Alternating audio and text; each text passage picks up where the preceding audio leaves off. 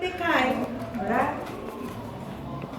se hace necesaria la intervención del Estado en la economía y es como surge el modelo de sustitución de importaciones que le va a dar auge al proceso de industrialización, ¿verdad? Entonces vamos a ir viendo qué consiste el modelo de sustitución de importaciones. Consiste en sustituir los artículos que comprábamos en el extranjero, ¿verdad?, que provienen del exterior, para comprar los producidos a nivel nacional, así garantizar el consumo de los productos del país y por lo tanto dinamizar la economía. Ojo con ese concepto que se lo tienen que aprender. ¿Qué es dinamizar la economía? Es que nosotros, nacionales, compremos los productos que se están produciendo a nivel nacional en lugar de comprar los que se producen en el extranjero. Se supone que los que producimos a nivel nacional están subvencionados por el Estado, por lo tanto deben ser más baratos. Entonces esa es la idea del modelo de sustitución de importaciones. Y también ahí es donde nace uno de los problemas que tiene, porque el latinoamericano promedio no cambia el patrón de consumo, sigue prefiriendo artículos que se producen en el extranjero, aunque sean de mayor costo, porque creen que son de mejor calidad. Okay. ¿Dónde es que nace? Bueno, recordemos la crisis de 1929, ¿verdad? Cuando la Bolsa de Valores de Nueva York cae en octubre de 1929, todo el mundo, absolutamente todo el mundo, entra en una crisis económica, social y política, ¿verdad? No es exclusivo de América Latina, no es exclusivo de América en general, incluyendo la América anglosajona, y no es exclusivo de Europa. Ahí tenemos que incluir a África y Asia. Todos los países entran en crisis. Recordemos que venimos de la Primera Guerra Mundial, llegamos a la crisis de la década de los 30 y ya cuando nos estábamos levantando viene la Segunda Guerra Mundial, ¿verdad? Entonces es un proceso continuo, ¿verdad? Y aquí es donde el modelo exportador demuestra ser inoperante, poco efectivo, porque las crisis lo golpean muy fuertemente. Salud. Entonces, con el fin del modelo agroexportador, ¿verdad?, se va a provocar varias cosas, entre ellas la contracción del comercio exterior, es decir, ¿qué es contracción? Se contrae, se va haciendo cada vez más pequeño, se va comerciando menos con nuestros socios comerciales. Los precios, obviamente, de los productos de exportación van a caer drásticamente. ¿Por qué? Porque no nos están comprando, muchos bancos, muchas empresas van a quebrar y, por supuesto, si una empresa cierra, si un banco cierra, hay desempleo. Hay miles, inclusive en algunas fuentes se citan millones de personas desempleadas, por lo tanto la economía se vuelve completamente loca. Aquí es donde surge un personaje que ya nosotros conocemos, que es Franklin Delano Roosevelt, presidente de los Estados Unidos, que va a proponer hacia 1933 lo que nosotros conocemos como el New Deal o Nuevo Trato. Ese nuevo trato implica algunos cambios. Entre esos cambios está que el Estado va a asumir un papel protagónico, un papel preponderante en la dirección de la economía de cada uno de los países. Se va a dar políticas proteccionistas por parte de los estados, es decir, el Estado va a subvencionar una serie de procesos económicos, pero a su vez se van a emitir y a crear una serie de leyes e instituciones para beneficiar a la clase trabajadora. Entonces, esto es muy importante, porque en cuanto a la emisión de leyes, estamos hablando de códigos de trabajo en los diferentes países latinoamericanos que van a ser respaldados por Estados Unidos, y la creación de instituciones de bienestar social, sobre todo a nivel educativo y a nivel de salud.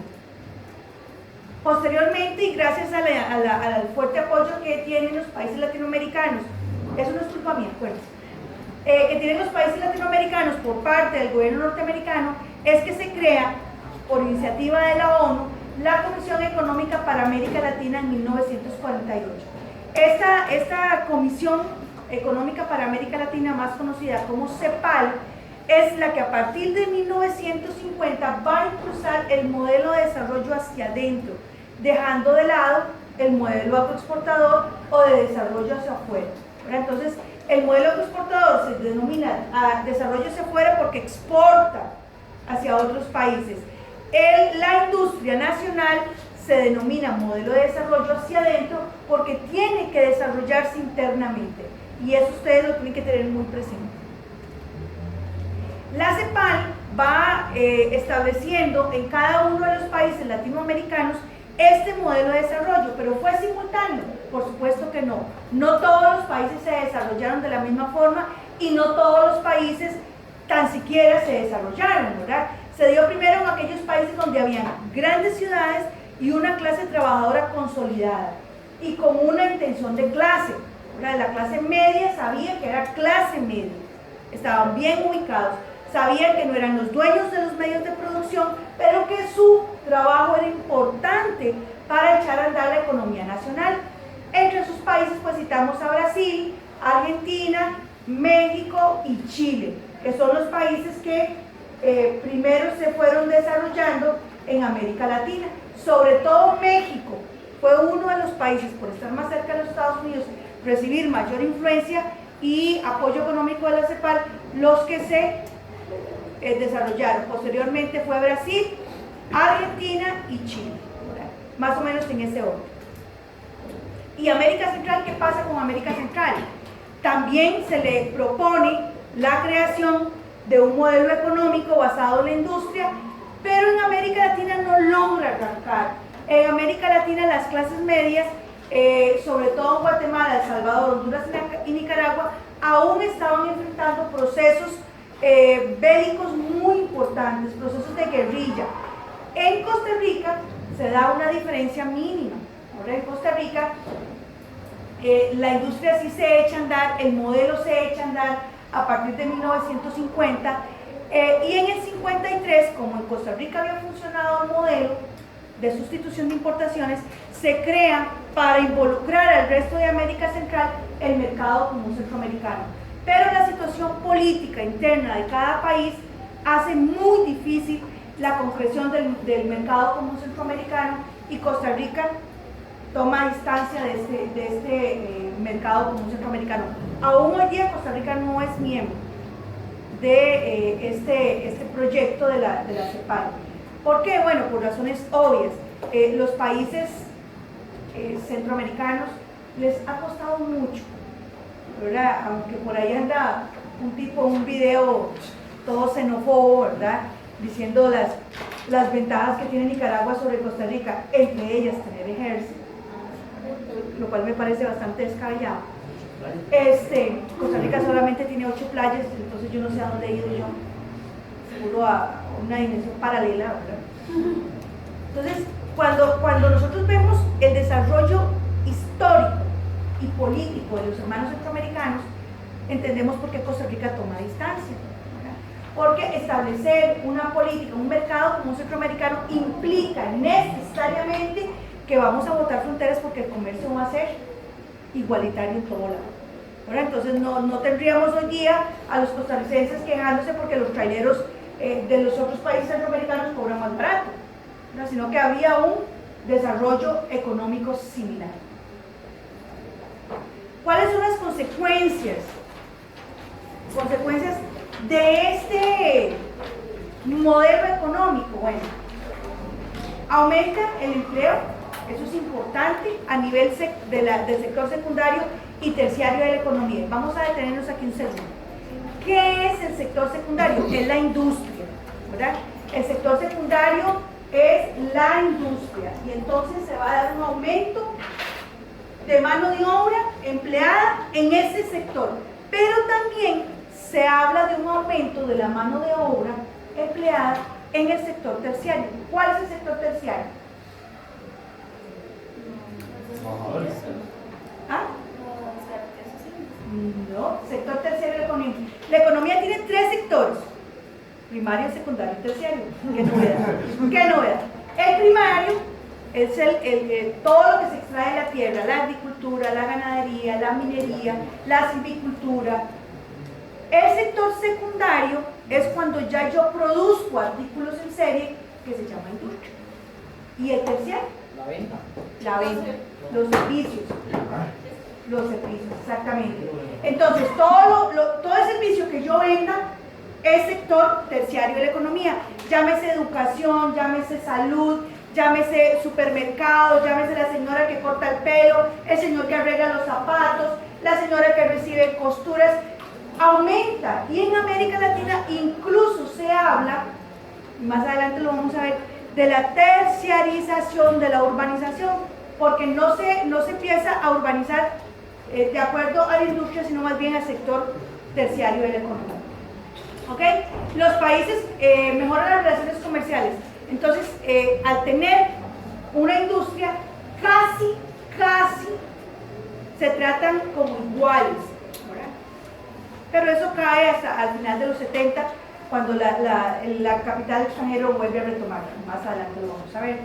Se dan nuevas actividades productivas alrededor de este modelo de desarrollo. Entonces surge la necesidad de vender casas, de que la gente adquiera un servicio, por ejemplo, de autobús. Se hace necesario que haya un colegio, una escuela cerca de la industria para que los chiquitos de los trabajadores vayan, ¿verdad?, a formarse en estas escuelas cercanas. La clase media, por lo tanto, se va a ver enormemente fortalecida. La clase media que tiene opción al empleo. Y por supuesto, a partir de 1950 se dan mejoras en salud y educación, lo que hace que la esperanza de vida se dispare y que las tasas de natalidad sean mejores y las tasas de mortalidad también vayan a disminuir. ¿Por qué? Porque la gente está más sana, come mejor, se alimenta mejor, tiene un mejor empleo, una mejor calidad de vida, por lo tanto aumenta la esperanza de vida. Y si tiene índices educativos altos o medios, pues obviamente la calidad de vida va a mejorar aún más. Para la clase media. Porque, vean lo que dice aquí, la industria de ensamblaje en México, ¿verdad?, es importantísima. Y México, como les dije al principio, fue uno de los países que fue a la vanguardia. Hoy día no solamente ensamblan Volkswagen, sino que ensamblan Toyota, ensamblan la línea estrella de Toyota, que es Lexus, ensamblan Nissan y la línea estrella de Nissan, que es Infiniti, ¿verdad? Es decir, México es industrialmente un país pujante, poderoso en América Latina, tanto que compite con los Estados Unidos, ¿verdad? Incluso la Toyota le dijo a Trump: si usted me jode mucho, me llevo las líneas de ensamblaje de aquí para México. Así de sencillo, ¿verdad? Entonces, es importante, por eso es que está ahí, y porque todo el mundo quiere comprarse uno de esos. Ok, ¿cuáles son las limitaciones? Además de las que ya ustedes conocen, que no se cambia el gusto por lo extranjero, que no se innova, ¿verdad?